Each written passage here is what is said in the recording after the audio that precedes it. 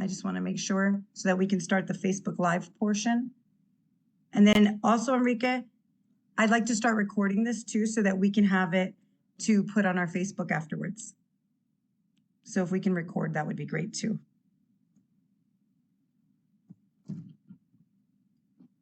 Okay. So I just want to make sure, since we're just getting on, we give ourselves a few minutes and make sure that we are officially on Facebook Live.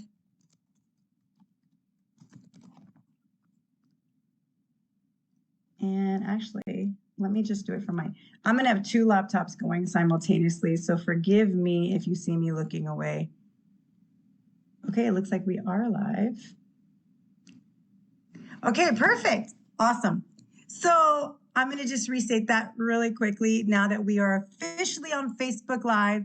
My name is Tamika Lachey Morales, and I am the president of the Autism Hero Project.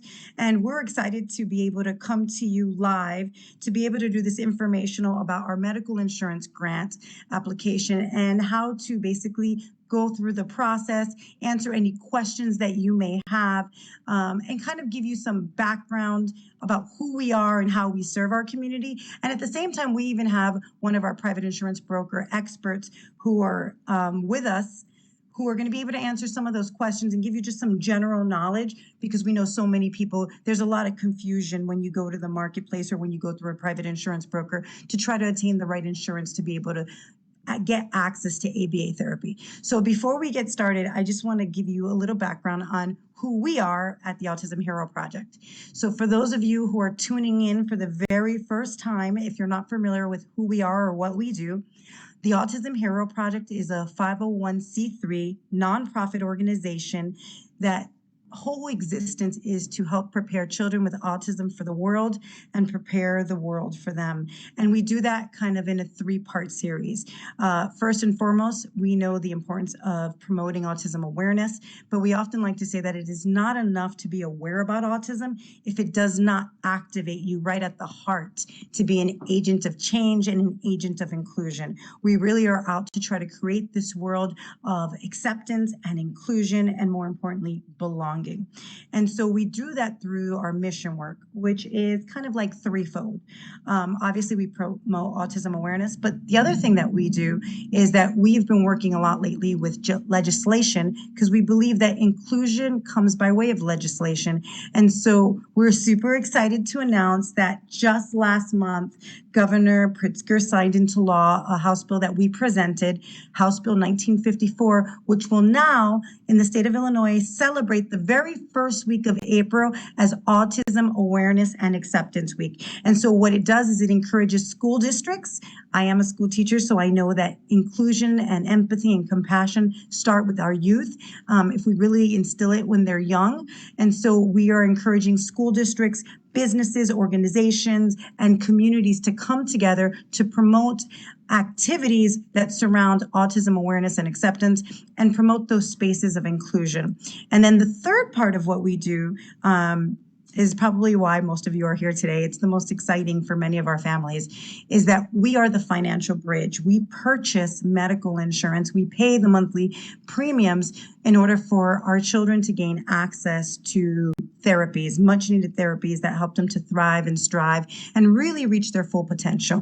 And since the pediatricians and the medical journals and everyone says that ABA therapy, applied behavior analysis therapy, is the #1 therapy and game changer for children on the spectrum. And all of us on the board can speak and attest to the wonderful game-changing strides that our own children have made on the spectrum through ABA therapy. We wanted to make sure that every family had access. And unfortunately, we live in a state right now until that changes, which we're working on changing that.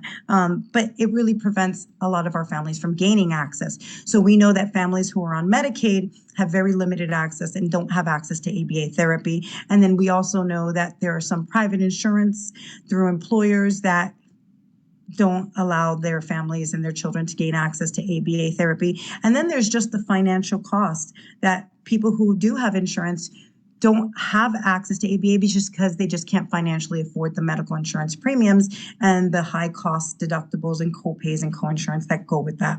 And so that is why we exist. We've been around since 2017, and to date, I'm really proud to say that our board has been working really, really hard, because we do not sustain ourselves on federal grants or grants of any kind. And it's really been a grassroots guerrilla marketing type fundraising campaign. We try it all. We do anything and everything. And so to date, since our existence in 2017, we have provided nearly $150,000 in medical insurance grants for children on the autism spectrum to gain access to medical insurance in order to gain access to ABA therapy. So that is just a little bit about us and what we do. And I just wanted to kind of jump right in. We are going to have our Q&A after our presentation. And I do have my beautiful board members who you can't see right now. Our Vice President, Jamie Clark, is on with us, as well as our board member and treasurer, Angelica Silva. And they're going to help me to kind of man the chat box for those of you who are on Zoom who do have questions. You can go ahead and put them in the chat box. Or if you're on Facebook Live and you're going to see me turn my head a lot, it's because I want to make sure that I'm not missing out on anything. But just in case I do, I have my beautiful board members who are making sure that I see everything that's on there and that they can copy and paste the chat box with your questions, since I actually can't see the live at all right now. So let's get started.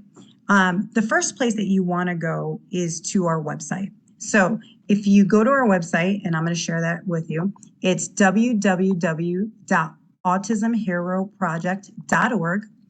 And once you get to our website, you will see that we have a bunch of tabs on the top. Obviously, right on the home screen, this is a little bit about us.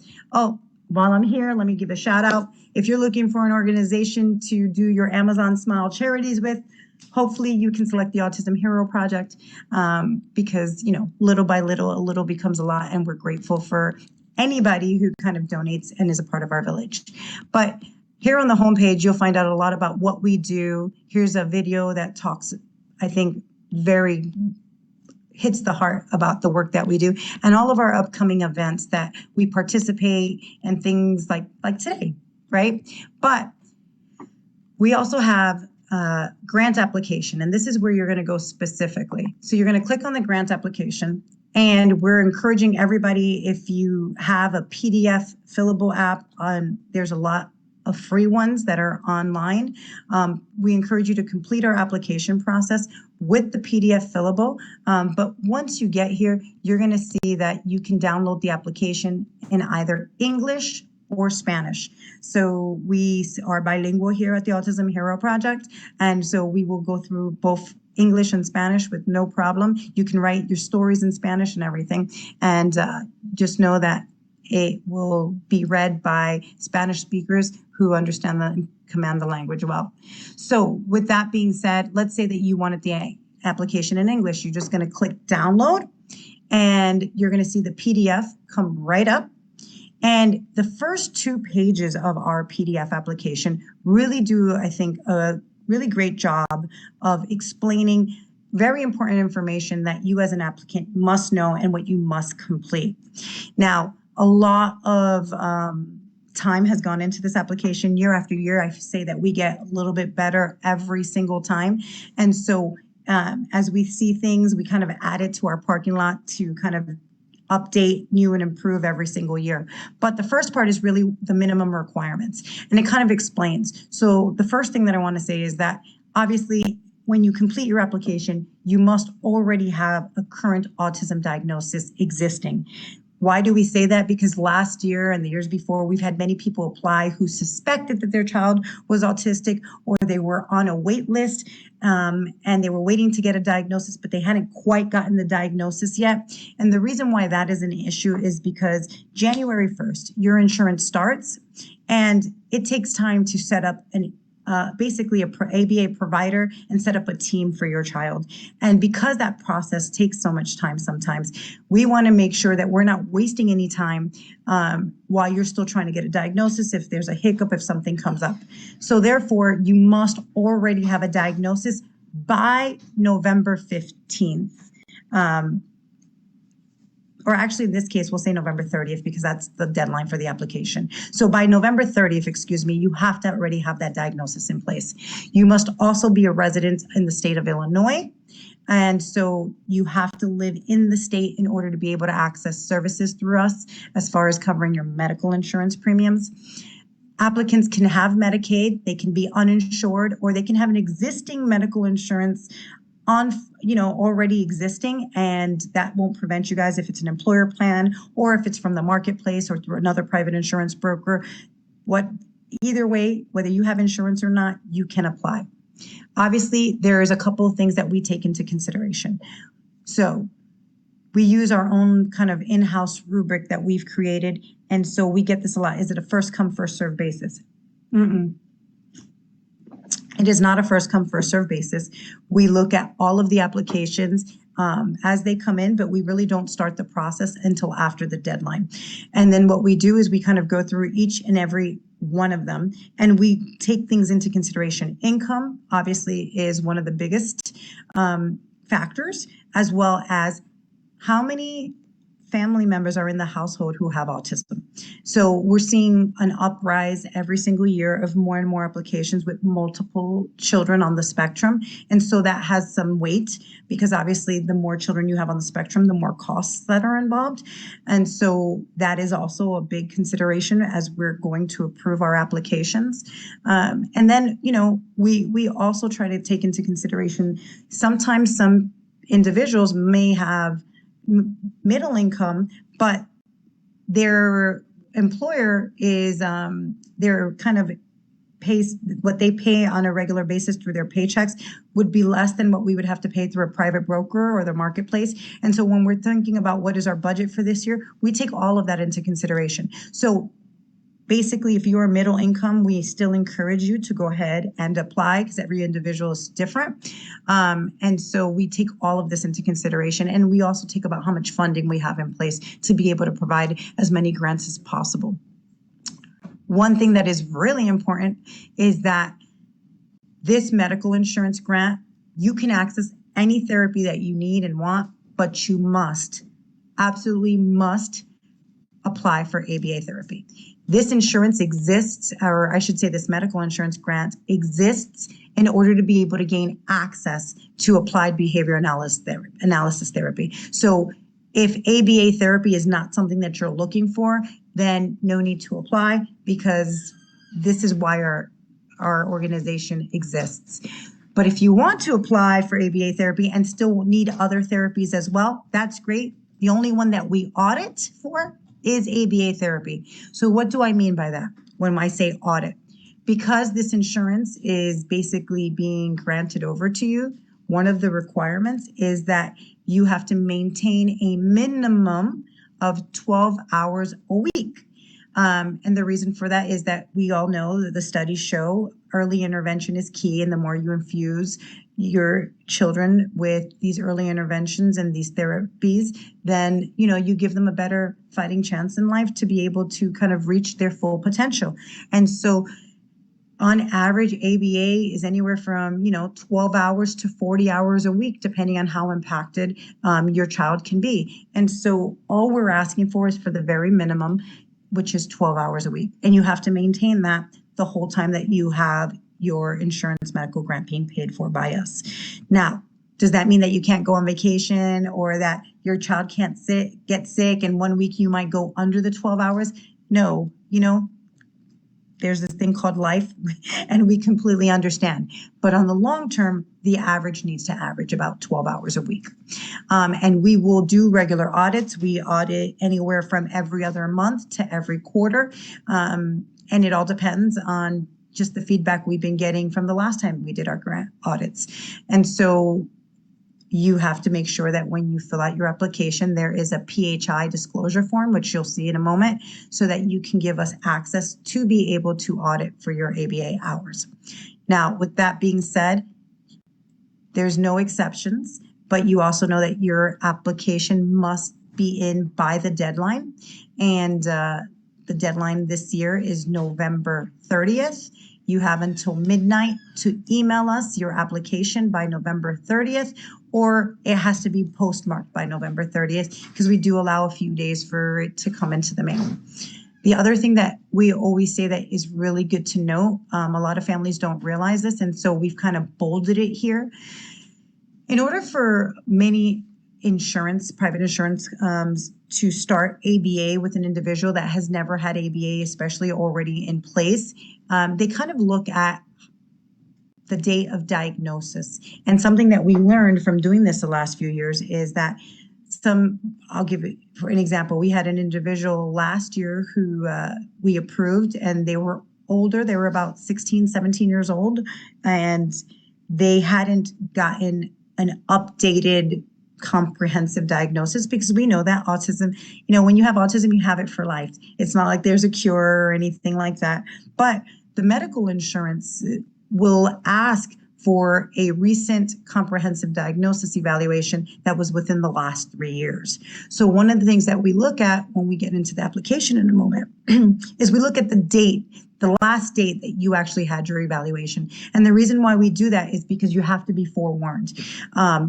If it isn't within the last 3 years, there is a very likely possibility that the insurance will tell you, we will temporarily approve ABA, but you must get an updated evaluation in so much amount of time. And this is really important because that sometimes will delay the process. And we've seen that happen for many families.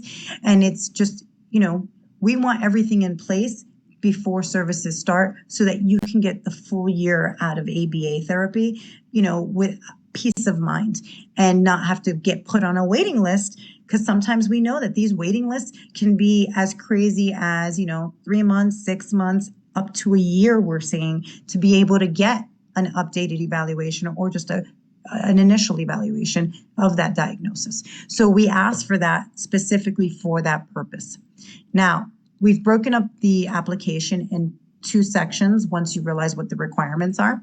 And that is for those who are Medicaid recipients, for those of you who have no insurance at all, or for those of you who might have some kind of insurance in place, but it doesn't give you access to ABA. So for those, the application is pretty self-explanatory. But what I want to highlight in this section is that if you are a Medicaid recipient, and this is the most important thing that I'm going to say tonight, and when our insurance broker gets on in a little while, they're going to reiterate this. If you have Medicaid, Medicaid is a government-funded medical insurance for you. You cannot go to the marketplace, the Affordable Care Act, Obamacare, one of those 3 names, whatever you want to call it. You cannot go to the marketplace and apply for medical insurance that way.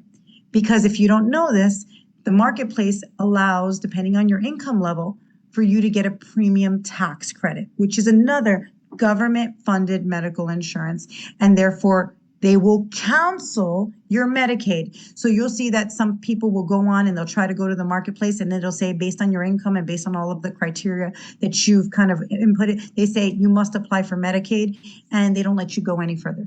The reason for that is because it's a government-funded insurance, and the last thing you want to do is cancel your Medicaid in error.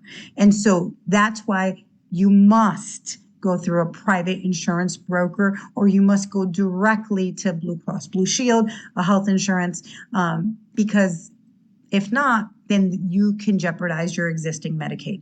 And so that is something that I really wanted to highlight, and I'll let our private insurance broker kind of go into more detail about that.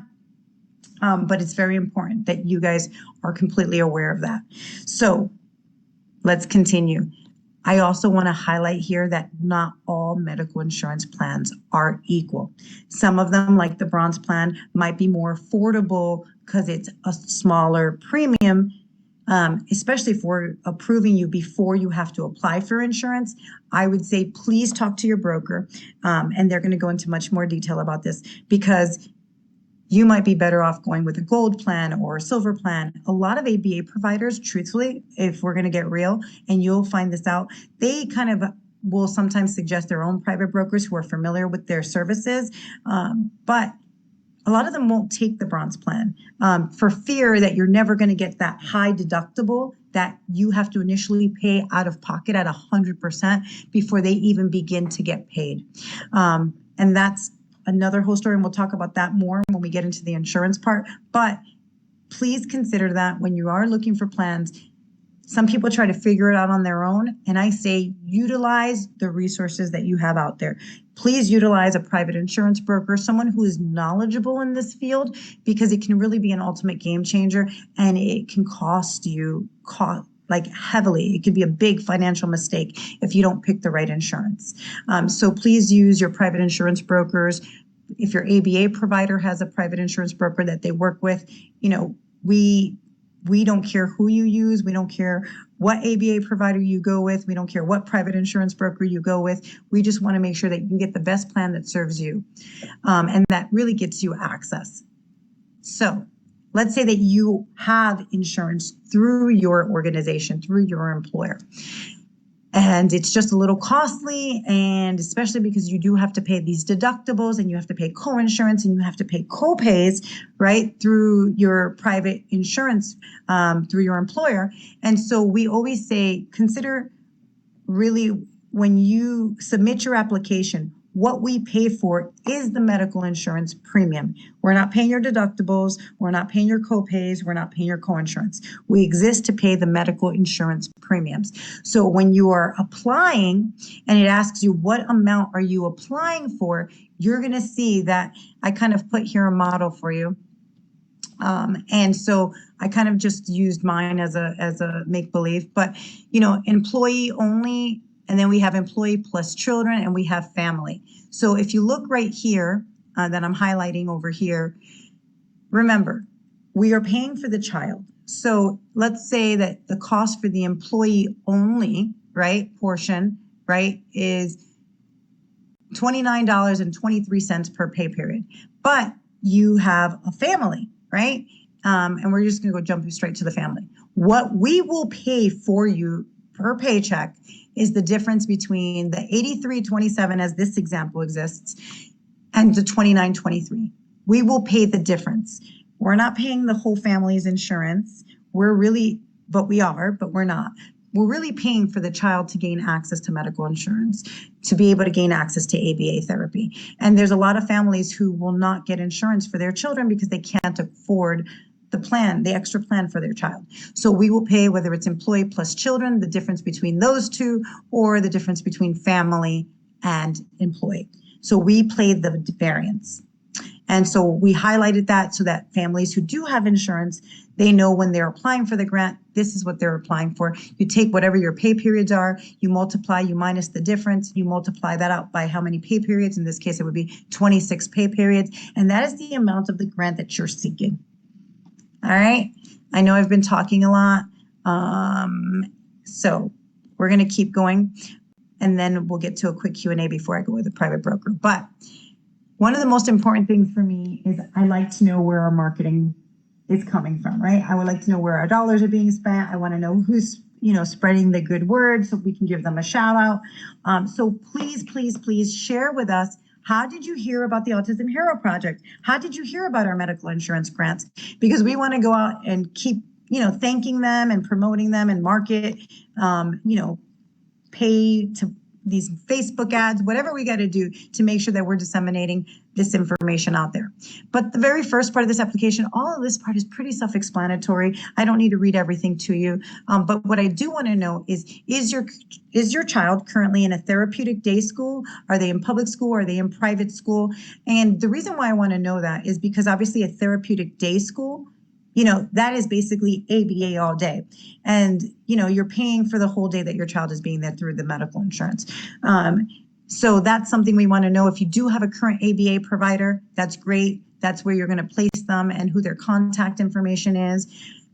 And then, we want to rest assured, you don't have to have a social security number. to be able to apply for your child. You can have an ITIN number. And so just so that you're aware, your documentation status to us does not matter.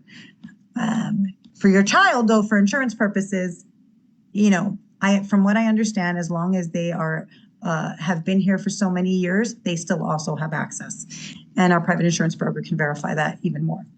So we need both you and your spouses or your baby daddies or whatever. We need both of you on here, especially if you're living together. If you're not living together, but they're paying child support, there's going to be a part for that down there further down in the application. But current diagnosis, we know that autism comes with comorbids. And so we know that there are, autism and ADHD, autism and, Down syndrome, autism, and epilepsy. And so if there's other diagnoses involved, please let us know that. The date of your autism diagnosis, I already explained why we'd like to know that. Now, your financial information. This is extremely important. I'm going to say this because I'm going to share that a couple of years ago, someone applied for a medical insurance grant and we approved them and they did not disclose all of their income. And let me just tell you, my background is a skip tracer. And so people like to put a lot of things on social media. And so we found out that they had a whole side business that they never disclosed and they should have disclosed it. And so we had to cancel their application grant with us. So please be forthright. Please, we know that it is very costly to have a child on the spectrum. So if you have a side gig, put it in there. Put it in there. It might not cancel you out like you think. But if you don't disclose it and we find out, it will definitely cancel you out. So I'd rather you be honest and truthful. You're going to disclose here if there's child support, if you're receiving SSI, if you have alimony or maintenance payments, unemployment income, any other income that you might have. Please disclose all of it, especially your self-employment or your hobby income. If you have an existing grant already out there, I want you to disclose that out as well. There are a lot of other grant opportunities. The Autism Hero Project isn't the only one. So please disclose. There's so many out there. We have a whole list of them on our resources page as well. No matter how many resources are out there for our autism community, it's not enough. So we like to promote other autism organizations that are offering grants as well so that everybody can gain access. That's what our heart is here for. This is the heart work that we do. This is a labor of love. And so we want to make sure that everybody has access. And so if you have gotten approved for a partial grant or another grant, disclose that to us. I have to let you know that we all talk. So if you don't disclose that, we're going to know because we all talk. We have really good relationships with all of them that exist. So with that being said, this is where you share your current insurance information. If you currently have insurance information, please make sure that you fill out all of it. If you have Medicaid and an employer, right? If you do have insurance through your employer, that does exist. Please disclose that, the type of plan that you're on. All of the therapies that your child does, let us know. We want to know how severely impacted they are. And if these services only exist in school settings, please let us know that as well, because many families will only get speech therapy or get occupational therapy through their school and nothing outside of school. And so we want to know that as well. So please share that. Here goes the authorization to use and disclose the Protected Health Insurance Act. So this is the PHI. This is what allows us to go in and audit. So when you fill this out where it says service provider, that is the service provider that you will be beginning ABA therapy with. Or if you don't have one in place yet and you're still shopping around to find out who that ABA provider is, then you can leave it blank for right now until you get approved, and then we will require you to go back and complete that. Or if you think that there's a possibility of 2 or 3, make copies of it, fill it out with the 2 or 3 possibilities, and then send that in with your application. Your personal statement. Everyone has a story, and everyone's story is unique, just like autism is. And so this is your chance to really share with us, What is life like for your child? What is life like for your family? And what are your hopes and dreams and your expectations of ABA therapy? This is your chance to really kind of share with us from the heart, what is your story and why, if we have limited access to giving out grants, why you want to be one of those recipients. So please limit it to one page, because we read, last year we read over 50 applications. And so try to condense it as much as you can, but get to the heart of the matter in your story. And then lastly, this is the affidavit that basically affirms that everything on this application is truth and honest and forthright. And you're going to sign and date that. And then we have a checklist to make sure that you have everything that you need. And along with your application, you must include your last 2 pay stubs. You must also include a copy of this year's tax return. If for some reason you didn't file taxes, which a lot of people went after the stimulus check, so hopefully you do have a tax return, but if for some reason you don't, then you got to show us your income. If it's SSI, if it's your unemployment, if it's your self-employment, then a ledger of the income that you have. But we have to be able to kind of see, how are you supporting yourselves? And so that's really important as well. And then on the very bottom, this is the insurance that you're seeking to get. You went to a private insurance broker, you found out bronze, silver, or gold. What is the HMO or PPO plan that you are seeking and that you want?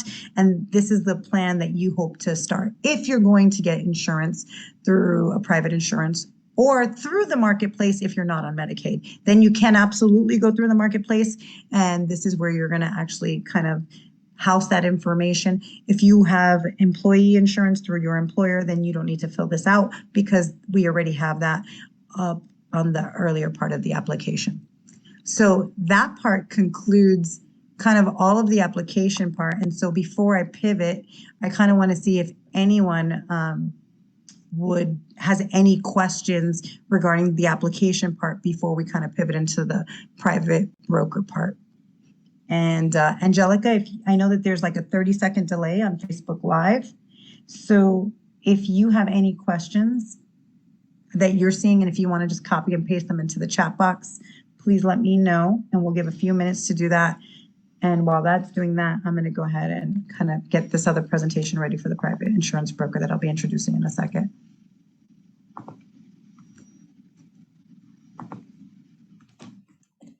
Okay.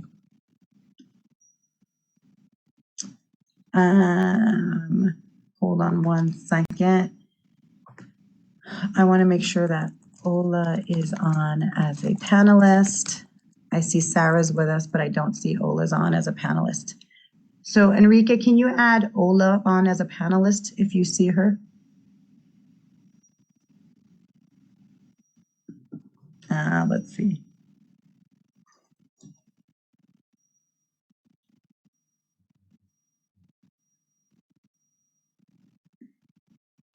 All right. Let's see. I'm going to just do a quick. Ola, are you on? I don't see Ola on, and neither does Jamie. Thank you, Jamie. I love you for messaging me.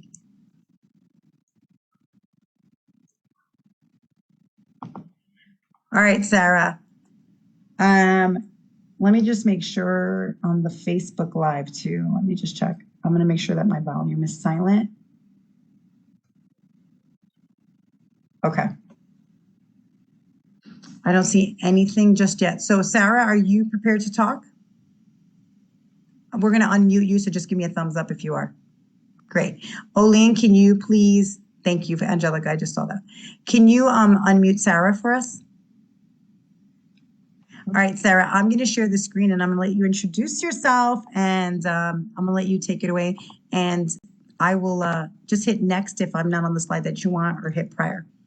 Sure. So I'll just introduce ourselves real quick. And I wanted to take a moment to thank you guys.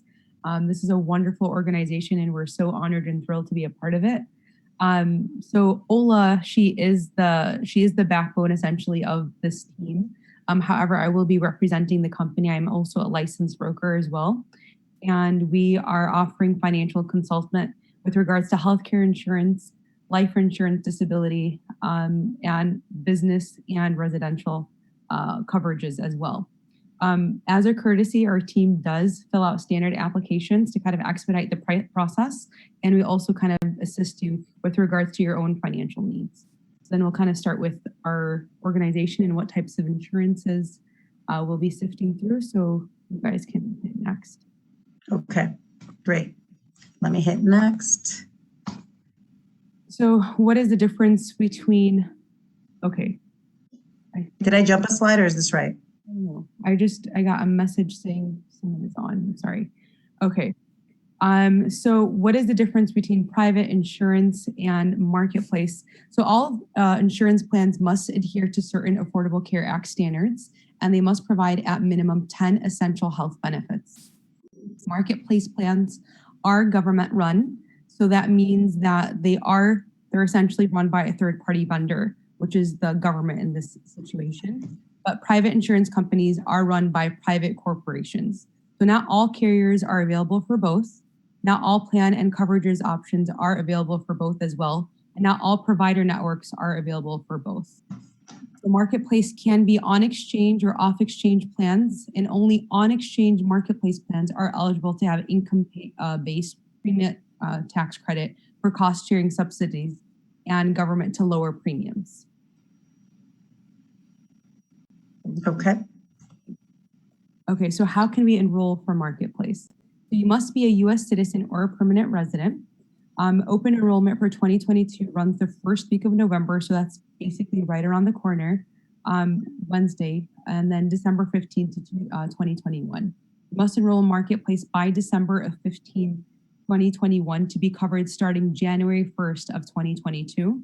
After December 15, only open enrollment ends with special enrollment begins. And this means that you can sign up for coverage if you have major life changes, and those are also noted as qualifying life events. They can be a divorce, a death in the family, losing coverage from your previous employer. Eligibility for government subsidies depends on the following factors. So where the applicant lives, the age of the applicant, the size of the household, the income of the household, and whether or not you are a smoker or a non-smoker. So what is Medicaid? So Medicaid is jointly funded by the states and the federal government. Medicaid programs is administered by the states, but they must follow certain federal requirements. Medicaid provides cheap or free healthcare insurance coverage.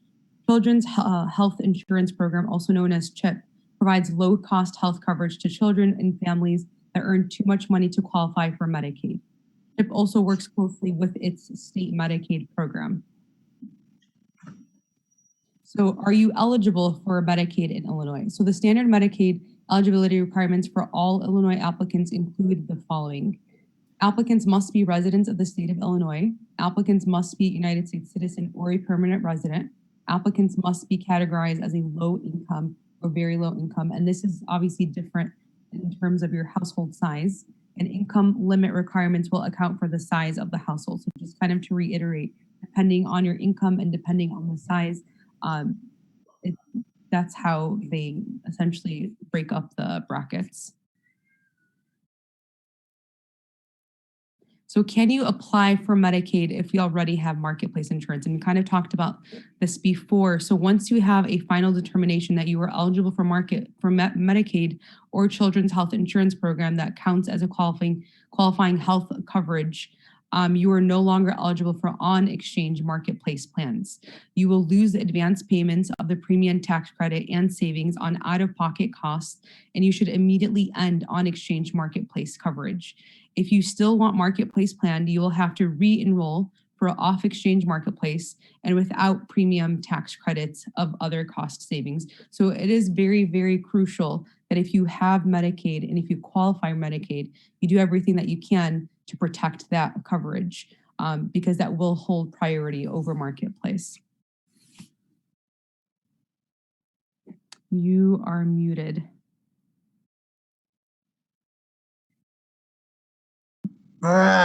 Thank you. I was like, I wanted to say something and I was muted. Yeah, and I just want to reiterate, I know we said this, but I really think that our viewers I can't tell you how we had a couple years ago people who didn't do this accurately, and then their Medicaid was canceled, and then they got it back in place, but it took a process. And we know that some of our children are severe medical needs, and so we never want this mistake to happen. That's why we kind of bold it. That's why we're screaming it right now. We want to make sure that you don't make that mistake, and that this is why we always say talk to a private insurance broker, because when you do that, then you avoid that whole problem completely, because you're not going to the marketplace to get insurance, and you're not making this mistake and canceling out your Medicaid. Exactly. Okay. Okay. Let's hit next. There. Can you see that screen? So can I apply for Medicaid if you already have private health insurance? And the answer is yes. So if you already have insurance coverage, then a coordination of benefits, which is COB, is essential. Ensures claims that are paid correctly by identifying the health benefits available, coordinating the payment process, and ensuring that the primary insurance pays first. It ensures that the amount paid by the plans in dual coverage situations does not exceed 100% of total claim, to avoid duplicate payments. In all cases, Medicaid will always pay last. So it's essentially your secondary form of insurance. Now, this is also important to know. And the reason why I want to make sure that they note that is because sometimes children will have medications that they take. And so this is another thing that I always say, it's so important for you to disclose when you're talking to a private insurance broker. It's extremely important that you disclose to them any medical issues, any medical drugs or pharmaceutical drugs that your child needs to take as well, because some of the plans will have different RX benefits with them. And so sometimes you can pay just like $10, sometimes you can only get generic, sometimes you will pay the full price until you meet your deductible. So all of that is taken into consideration when you're going and you're searching for medical insurance. And that's why the more information that the private insurance brokers have, knowledge is power, then the better off that they can serve you by making sure that they get the right plan that is specific to you, because there's so many policies out there, but they want to make sure that they have you completely covered. Can you unmute Sarah? Thank you, Enrique. Hold on. Okay. Hold on, Sarah. Enrique, can you unmute Sarah, please?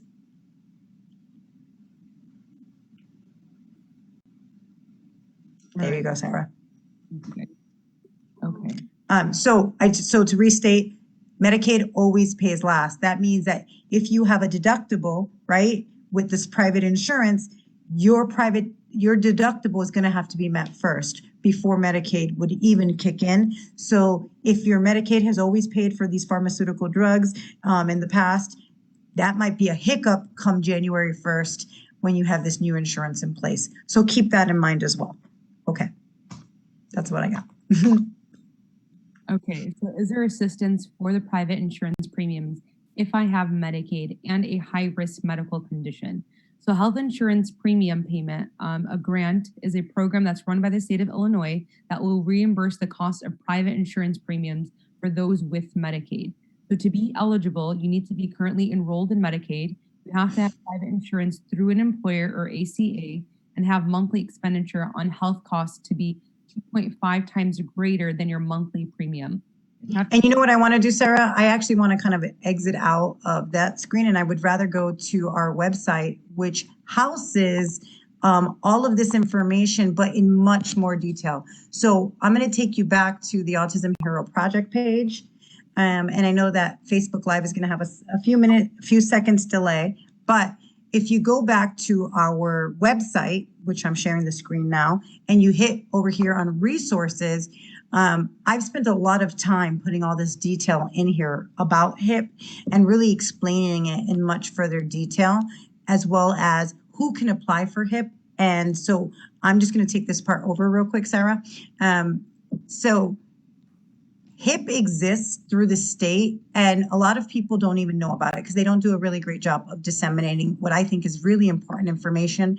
And this, if there's anything that you get from tonight's informational, especially if you are on Medicaid or if you work with individuals who are on Medicaid and who are trying to gain access to therapies, not only ABA therapy, but therapies in general, then you should know about HIP. And the great part about HIP is that it exists for those with high medical costs because of their medical conditions. So it's any individual who is on Medicaid who might have severe arthritis, who might have cancer, who might have kidney disease or a neurological disorder, aka autism, right? All Down syndrome, it doesn't matter if it's a disability and there's high costs involved, then you're going to want to know about HIP.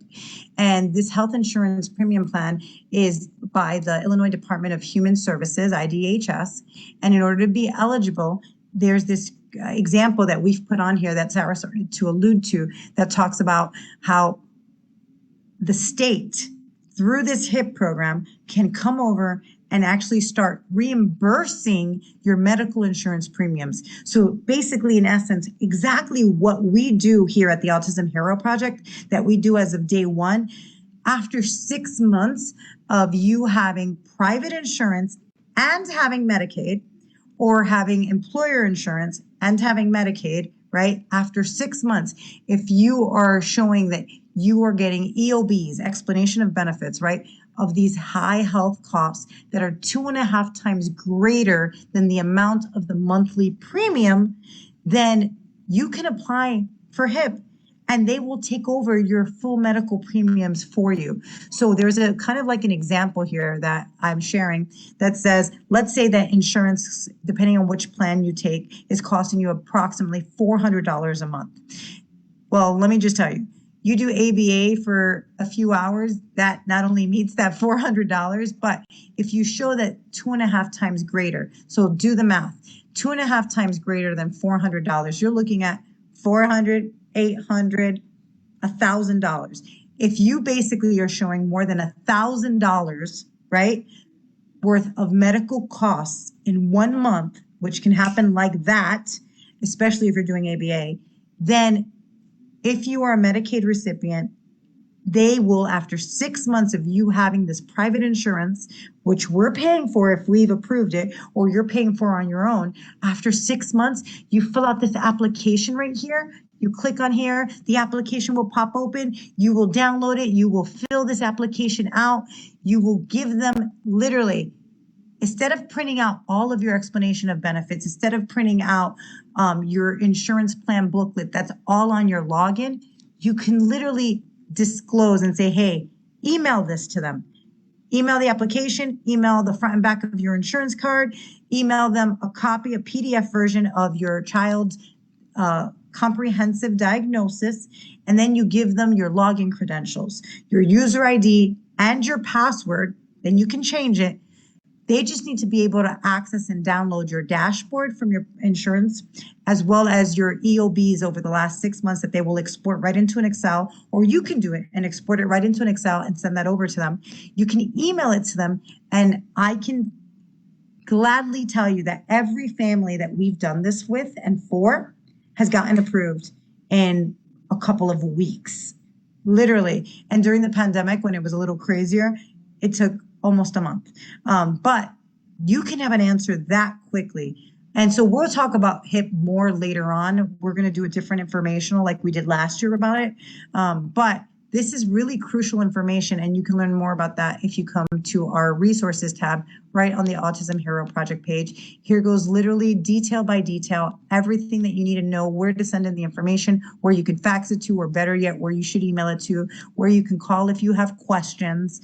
And that's not it. We have other resources on here that you can also access. Really important other grants that are on here that you can access. For example, the United Healthcare grant is there if you need to access help for your deductibles, for your copay, for your co-insurance, the things that we don't cover because we're busy paying your medical insurance premiums that can cost up to $5,000 plus a year. Then here goes another resource for you to be able to apply for all this other stuff that you can find right here on our page. Or if you're looking to get a diagnosis for your child and you only have Medicaid, or you're looking for something with a shorter wait time, then this is the page that you're going to want to access. So with that being said, let me go back to your PowerPoint. So Sarah, can you see the PowerPoint, or do you still see my other page so I can stop and reshare? I still see your screen. Great. So let me stop and reshare because I know that sometimes it does that. Okay, here we go. So we've kind of explained that in detail. And then Sarah, tell them how they can contact you with questions. Yes, of course. So all of our information is right here. We have our email that we check regularly. Ola Izad, this is her phone number as well, 9738060. You have Michelle and myself, Sarah, and all of our phone numbers are there and current. And we have it essentially attached to our hips. So anytime you guys have any questions, any concerns, please bring that to our attention and we'll gladly address that as soon as possible. And I think Ms. Morales did a wonderful job explaining everything. This is such a fantastic organization. I've never seen anything super organized with your one-stop shop in terms of resources. So this is a great insight for families who are struggling because essentially there's so much on their plate. So this is perfect. And that is it. Thank you guys so much. Ola will be talking about the different plans. I don't know if she sent that over to you guys, or would you like me to pull that up? You want me to pull it up? Okay.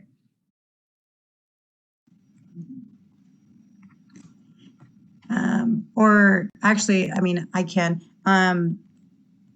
Did you want, though, actually, I say we just take a minute to see if there's any other questions before we pull it up. And then you can unmute Sarah as well. Sarah, you're kind of in the dark, by the way. So I just want to see, Angelica, if you can let me know if there is any questions on Facebook Live. And if there's anyone who's on with us today who has any questions, feel free to put them in the chat.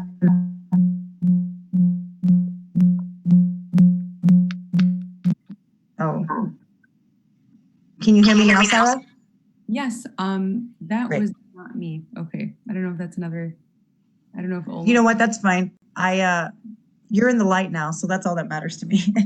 So I see that there's some people watching on Facebook Live. Let me just make sure. So far, I don't see any questions that I haven't already answered. Okay. Did you want to go into, do you want me to pull up the different plans, or do you just want to talk a generalization and then they can call you to kind of get the more specific details that are kind of more appropriate for their situation? Totally fine. I have a visual available just so people can understand. Sure. After promote the gold plan as opposed to the bronze. Okay. So can you go ahead then and do you have sharing rights? Click share if you do, and then. Perfect. Okay, so I will share this. Can you guys all see this? Yes. Okay, perfect. Okay, so this is the bronze plan. As you can see, the bronze plan is fairly cheaper in terms of monthly premiums. However, the individual deductible is around $4,500. And unfortunately, a plan will not pay for itself until you meet that deductible. So it seems beautiful upfront, but later on, you are accruing a lot of finances and expenses there. So just give me a moment. I'm going to pull up the other plan as well. Yeah, and while you're uploading that, that's something really quick to note too. So cheaper doesn't always mean better. In some cases, when you look at the full out of pocket, it might, but the co-insurance on that, I think it said 40%. Did I see that correctly? Right. So what does that mean? That means that 40% of what they bill will be coming out of your pocket until you meet your out of pocket maximum. Am I correct, Sarah, in saying that? Yes, I'm sorry. I'm trying to step away from my children. I'm trying to make. Oh no, I get it. I had to mute myself to tell my kids upstairs to be quiet, and one of those kids is my husband, so I completely understand. That's the beauty of going live. Okay. Right. So I have all the plans up here. So let me just give me a second, just so I can. Yep. Okay. So I will share the next screen. So let me just move this down here. This is the silver plan. So you see the silver plan. Also, once again, the monthly is relatively affordable. However, the individual deductible is quite costly. And although And that monthly plan, for those who don't see it right away, it's 300. This is based on last year's numbers, right? But it was approximately $325 a month versus like the bronze was like $270 approximately a month. Yes. So it looks like we talked about this before. It looks quite glamorous on the front end, and you're thinking you're getting a better deal, but unfortunately, you're not hitting that deductible. And when you don't hit that deductible soon enough, you're still paying out of pocket. So just imagine paying close to $300 monthly, probably for the entire year until your deductible starts to kick in.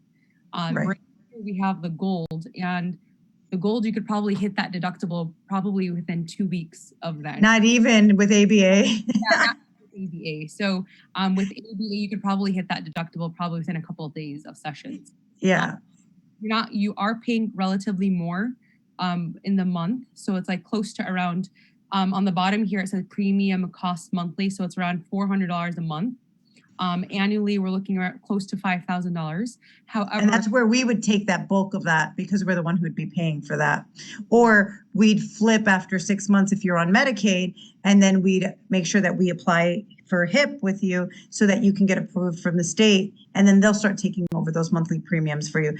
Now, something to note though is you are paying them initially and then you are being reimbursed for them. So kind of look at it as that first month is going to be the hardest month because that first month is where it's going to come out of your pocket.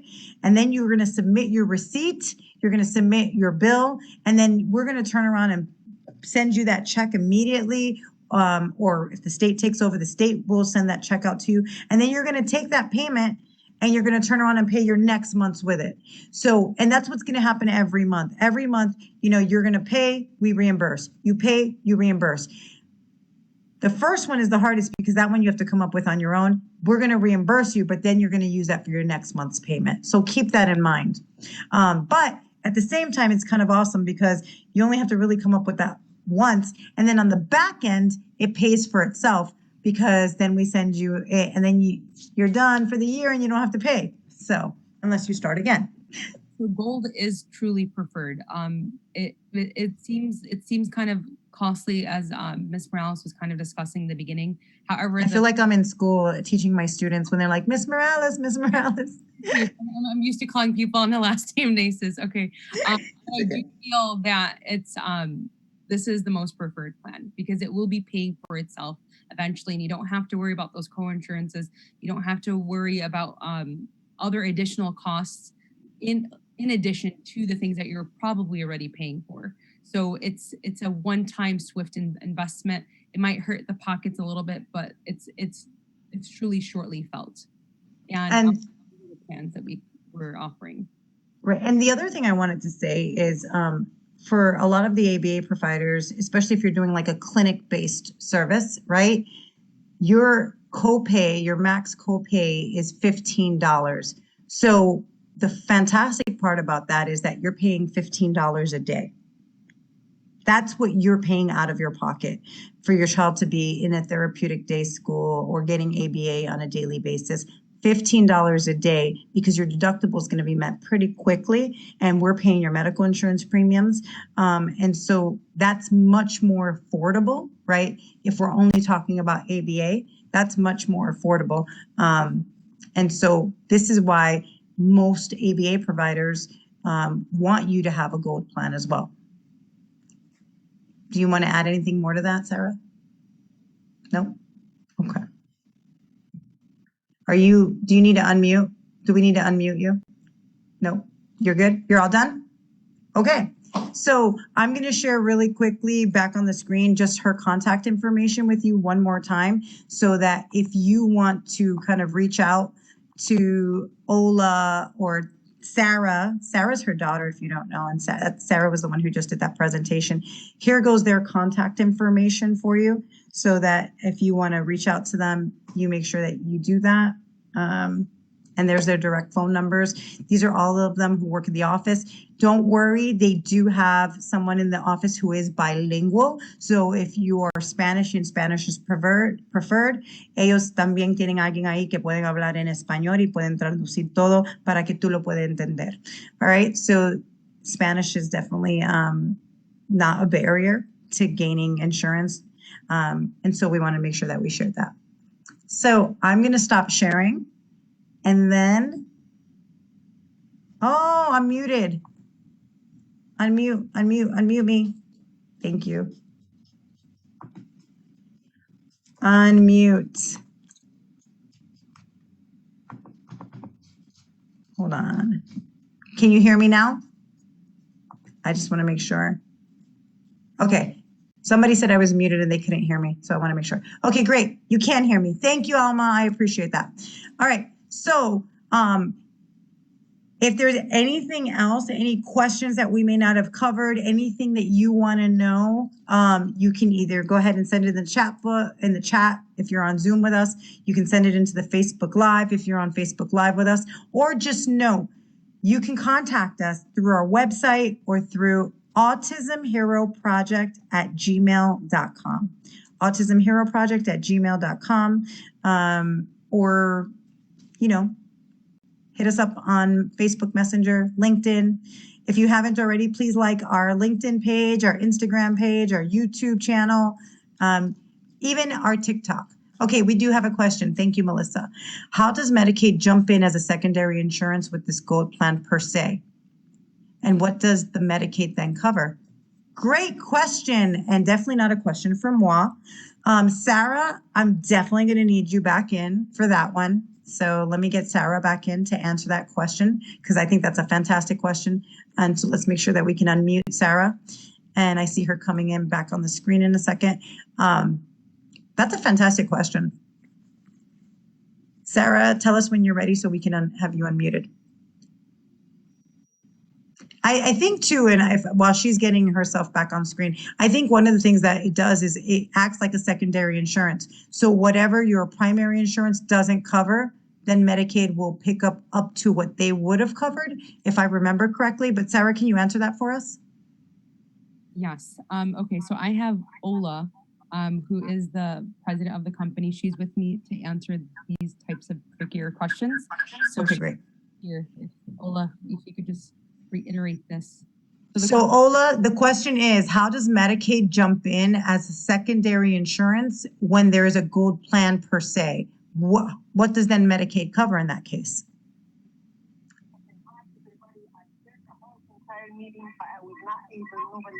Okay. She's going to get background feedback if she tries to answer that way. Okay, how about this? Okay. Yes.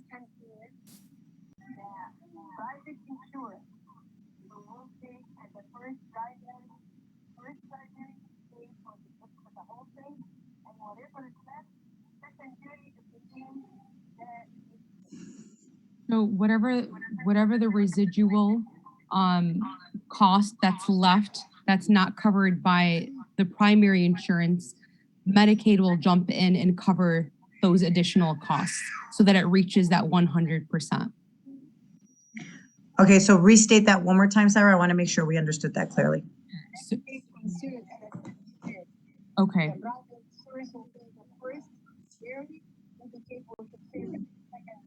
Okay.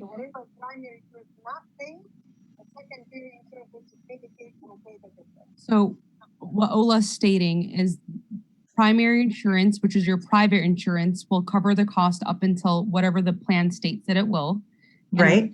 Not paid. Medicaid will jump in and cover the residual costs until those costs are completely covered.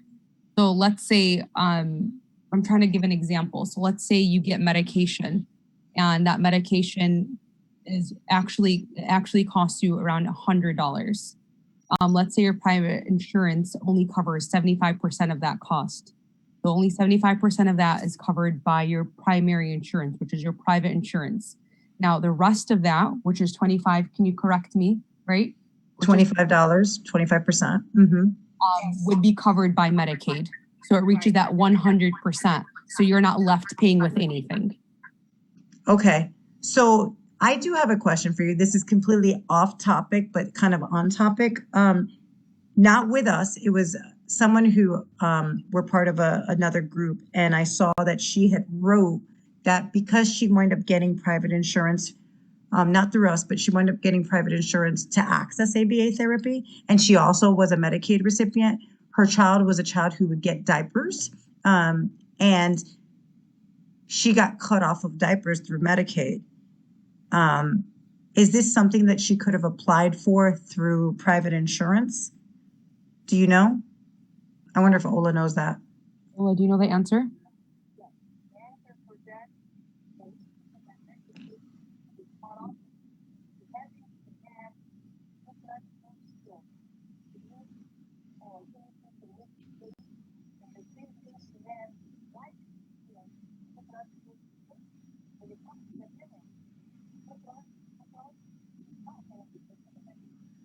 Okay. Okay. So she was saying it depends on her private insurance. So if there's a situation in which her private insurance is Blue Cross Community, which is state run, and with a private insurance, what they'll see is she's kind of like double dipping. So they'll cut it off. If she has private insurance that's not through, correct me if I'm wrong, right, Ola? That's not through Marketplace, but it's a private insurance, they'll allow for that to be taken care of by Medicaid. Okay, so I'm going to go back and tell this parent who I read in a parent chat group so that she knows, because hers is actually through a private insurance broker. Okay. And so when Medicaid counseled her, she didn't know to go through her insurance to go ahead and apply for that. So I'm going to let her know. Completely off topic, but not off topic, because a lot of our families do get diapers for their children. And so this is something that they're going to want to consider when they're applying for the insurance, to make sure that they let the private insurance broker know that for that purpose. So Melissa, did we answer your question about how Medicaid? It sounds like we did, but I just want to make sure you're cool and you're good. So let me know that you are. And if you have any other questions, we're here to serve you.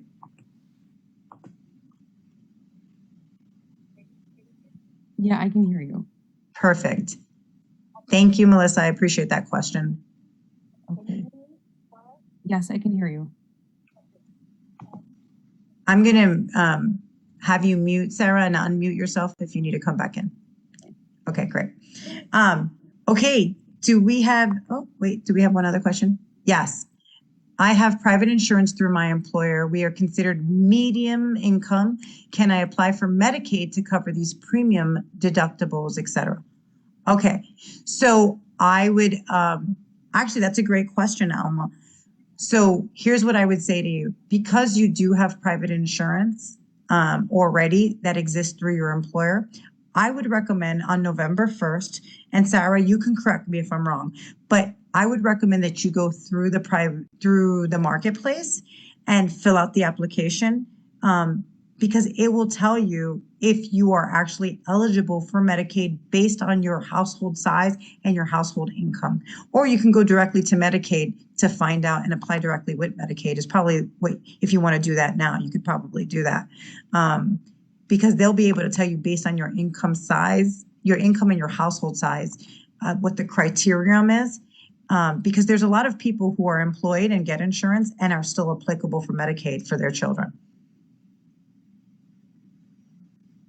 I hope that answers your question. It sounds like that's the same way Sarah would have gone with that.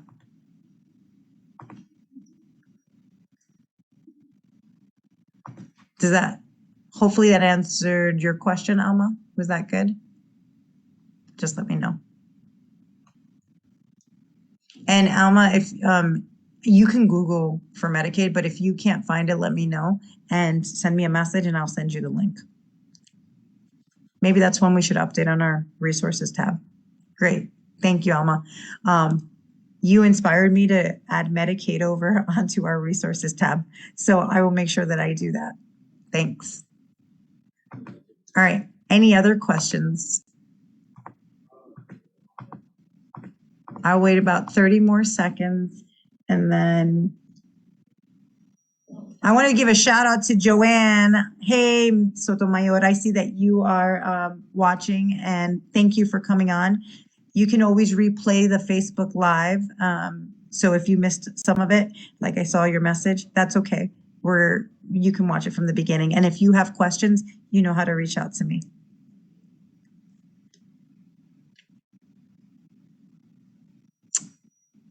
Okay. Jamie, do you want to add anything? Do you want to come on camera and show your beautiful face? I can get Enrique to bring you on since you blow dried your hair for me today and put on some. I don't see my lipstick on you though. Ah, perfect timing. He got you on camera doing that. Awesome. Can you unmute Jamie? There you go. Hi, I'm the Vice President of the Autism Hero Project, Jamie Clark, and I just wanted to thank everybody for attending and just wanted to remind you, if you start filling out the application and you forget anything or you have any questions, please feel free to reach out to us. We're here to help you answer any questions, and if Tamika and I and Angelica can't answer it, we'll connect you with Sarah or somebody that can. So don't be shy, feel free to reach out, and we're looking forward to awarding a lot of people with grants this year. Yeah. We're going to have a great Christmas again. We're going to do a TikTok video to announce it. That became our trend last year, and it was so well received. So we're going to do that again this year. Okay, Jamie? All right.